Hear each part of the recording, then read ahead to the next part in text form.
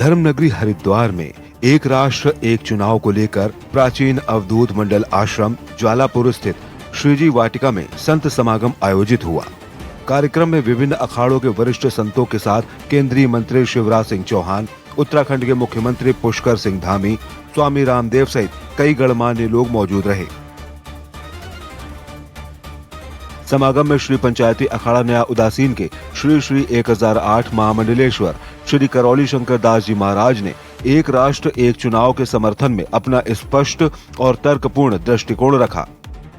श्री करौली शंकर दास जी महाराज ने कहा कि भारत में धर्मगद्दी और राजगद्दी ने हमेशा राष्ट्रहित के विषयों पर मार्गदर्शन और विचार विमर्श की परंपरा निभाई है। उनके अनुसार संतों और सरकार का राष्ट्रीय विषय पर एक मंच पर चिंतन करना देश और दुनिया के लिए सकारात्मक संदेश है। बहुत ही गंभीर विषय है, लेकिन सबसे सकारात्मकता इस विषय में यह है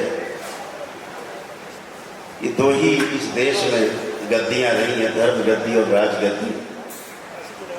आज धर्म गद्दी और राजगद्दी एक साथ बैठकर राष्ट्र के मुद्दे पर गहन चिंतन कर रहे हैं। ये बहुत ही सकारात्मक पहल है। ये बहुत सकारात्मक संदेश है विश्व के लिए, देश के साथ साथ पूरे विश्व के लिए। हमारा देश ऋषि मुनियों का, हमारे महर्षियों का, तपस्वियों का देश है। हमेशा से उनसे सलाह मशवरा किया जाता रहा है। आज ये जो सभा है, ये पूरे देश को संदेश है कि देश में कुछ बड़ा और अच्छा होने वाला है। एक राष्ट्र एक चुनाव को लेकर उठ रही आशंकाओं पर श्री करौली शंकर दास जी महाराज ने कहा कि इस विषय को राजनीतिक दलों के हित से ऊपर उठकर राष्ट्र हित के नजरिए से देखना चाहिए। उन्होंने कहा कि भारत में अलग अलग भाषाओं और संस्कृतियों के बावजूद राष्ट्र एक है, इसलिए पूरे देश में एक साथ चुनाव कराने की व्यवस्था पर विचार किया जा सकता है। उन्होंने यह भी याद दिलाया कि देश में पहले लोकसभा और विधानसभा चुनाव साथ साथ होने की व्यवस्था रही है। वन नेशन वन इलेक्शन देश की आज़ादी के बाद से ही लागू था और लगातार यह 25 वर्षों तक सफलतापूर्वक चला। कुछ राज्यों में सरकारें गिर जाने के कारण कुछ राजनीतिक उद्देश्यों की पूर्ति के लिए इस चक्र को, वन नेशन वन इलेक्शन को तोड़ा गया। आज हमारे देश के जो कर्मठ राजनीतिज्ञ हैं, देश को चलाने वाले, सनातन को मानने वाले, सनातन की बात को सुनने वाले हमारे देश के यशस्वी प्रधानमंत्री जी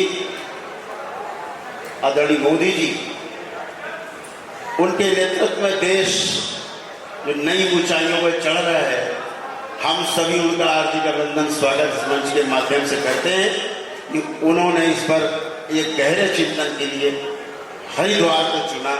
हमारे धरती पर जो हरिद्वार हमारी तीर्थ है, हमारा तीर्थ है, हमारे संतों की नगरी है, उनसे सलाह मशवरा के लिए चुना। इसके लिए बहुत बहुत आभार व्यक्त करते हैं आपको। श्री करौली शंकर दास जी महाराज ने कहा कि इस बहस का सबसे बड़ा मुद्दा चुनावी खर्च की बचत नहीं होना चाहिए। उनके शब्दों में प्राथमिकता यह होनी चाहिए कि देश आगे बढ़े, लोकतंत्र मजबूत हो और देश सुरक्षित रहे। उन्होंने एक राष्ट्र एक चुनाव को देश के लिए सार्थक और जरूरी कदम बताया। इस देश में जो आशंकाएं तैर रही हैं कि क्या होगा, मेरा तो ऐसा सोचना है कि जो लोग सकारात्मक स्थितियाँ रखते हैं वो एक राष्ट्र और एक चुनाव के पक्ष में है। जिनको केवल अपनी पार्टी की चिंता है, देश की चिंता नहीं है, वो केवल चाहते हैं कि एक राष्ट्र एक चुनाव ना हो और बार बार चुनाव हो, हर 6 महीने में चुनाव हो। तो हम उनसे एक राय नहीं रखते। हम चाहते हैं इस देश में अगर हमारा राष्ट्र एक है, तमाम विभिन्न भाषाओं को लेकर के, विभिन्न संस्कृतियों को लेकर के, तो हमारे देश में चुनाव भी सभी राज्यों में, पूरे देश में एक साथ हो सकता है, सफलतापूर्वक हो सकता है। पहले होता रहा है, वही परंपरा फिर से लागू हो। तमाम बातें हैं जो सब संतगण, आप राजनीतिकगण अच्छी तरह जानते हैं। क्या बचत होगी, नहीं बचत होगी, इसका हम ज़्यादा ध्यान नहीं रखते। हम ये जानना चाहते हैं और ये जानते हैं और यही चाहते हैं कि देश बढ़ना चाहिए, लोकतंत्र बढ़ना चाहिए, हमारा देश सुरक्षित रहना चाहिए, देश बचना चाहिए। और देश बचाने के लिए वन नेशन वन इलेक्शन बहुत आवश्यक है। देर से सोचा गया, सार्थक और जरूरी कदम है और इस पर पूरे संत समाज की ओर से मैं अपनी ओर से आप सबको निवेदन करना चाहता हूँ कि पूरा संत समाज आपके साथ है।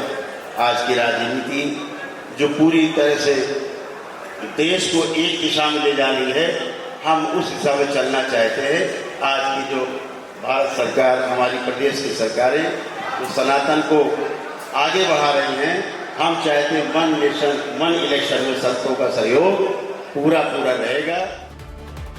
अपने संबोधन के अंत में उन्होंने राष्ट्रीय प्रतीकों के सम्मान को लेकर भी कड़ा सुझाव रखा और कहा कि राष्ट्रगान या राष्ट्रगीत के अपमान के दोषी पाए जाने वालों के मताधिकार पर भी कार्रवाई पर विचार किया जाना चाहिए। देश का जो मतदाता है बहुत समझदार है और हर प्रकार से वो समझता है किसको वोट देना है, किसको वोट नहीं देना है। एक प्रस्ताव मैं हमेशा कहता हूँ एक सेकंड में कि हमारी लोकसभा ने अभी एक जो राष्ट्रीय गौरव अपमान के लिए जो हमारे राष्ट्रीय गान को राष्ट्रगीत को जो अपमान करेगा उसको दंडित किया जाएगा, कानून बना है। मेरा ऐसा सुझाव है, मेरी मांग है संतों की तरफ से कि जो भी इसका उल्लंघन का दोषी पाया जाए उसको मताधिकार से वंचित कर देना चाहिए, ये जरूर जोड़ देना चाहिए। श्री करौली शंकर दास जी महाराज के संबोधन का मूल संदेश साफ रहा। एक राष्ट्र एक चुनाव को केवल राजनीतिक दलों के फायदे नुकसान से नहीं बल्कि देश की प्रगति, लोकतंत्र की मजबूती और मतदाता के विवेक के नजरिए से देखा जाना चाहिए। Special desk, prime times news.